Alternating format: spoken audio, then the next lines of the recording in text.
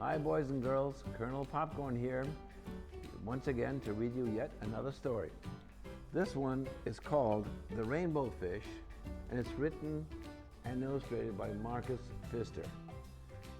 It's a very unique story about a very special fish, but you'll find out as we read the story. Before we begin, however, my usual, I'm gonna have my popcorn, a little bit every time, a little bit of juice. Perfect. So now, let's go on and find out what happens in the rainbow fish.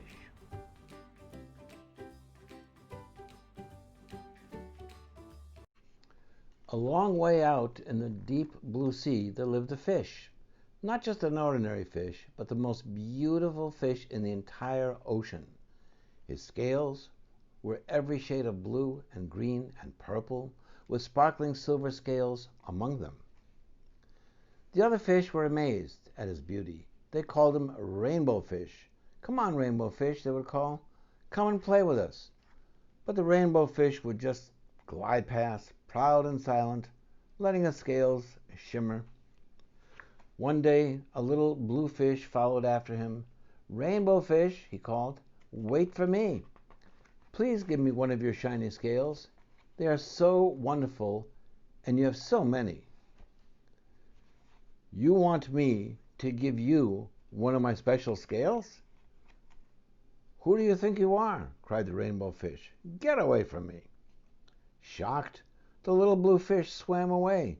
He was so upset, he told all his friends what had happened. From then on, no one would have anything to do with the Rainbow Fish. They turned away when he swam by. What good were the dazzling, shimmering scales with no one to admire them? Now he was the loneliest fish in the entire ocean. One day he poured out his troubles to the starfish.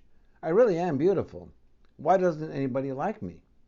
"I can't answer that for you," said the starfish, "but if you go beyond the coral reef to a deep cave, you will find the wise octopus.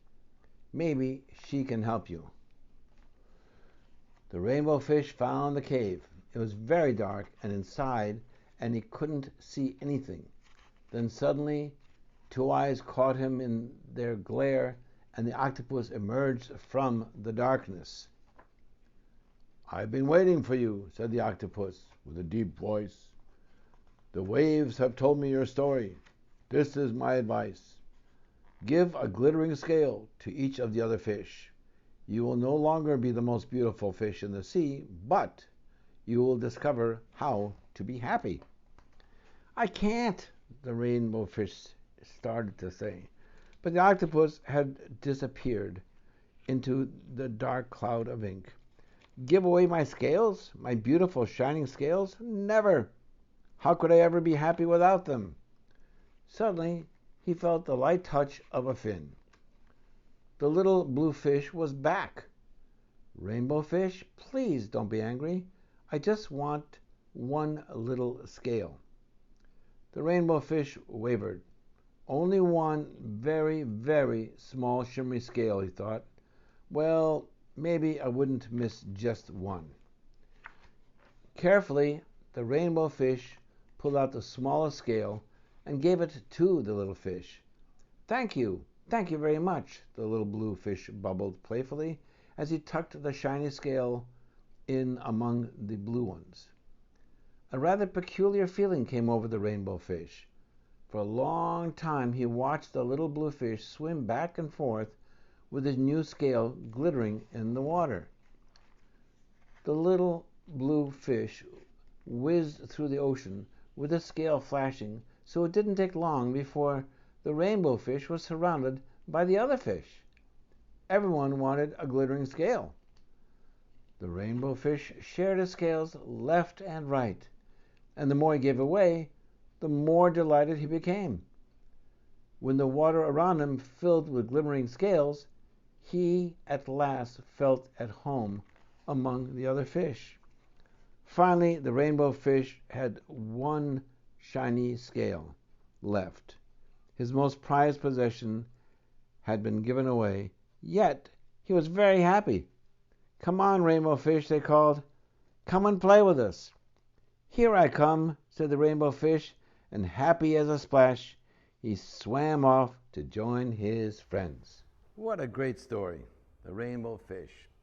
Now there is a moral to this story. It's good to share with your friends. It'll make you feel better, makes your friends happy. Everybody is happy. It's something you really want to remember in life. The artist of the day today will be Sophia Carter. She's an 8-year-old girl from Plant City, Florida. And here she has a lovely picture of Easter eggs that she made. I love this picture. Looks like there might be 23. I'm not sure. Maybe you can count them and you tell me if it's 23 or less or more. But anyway, it's a really pretty picture.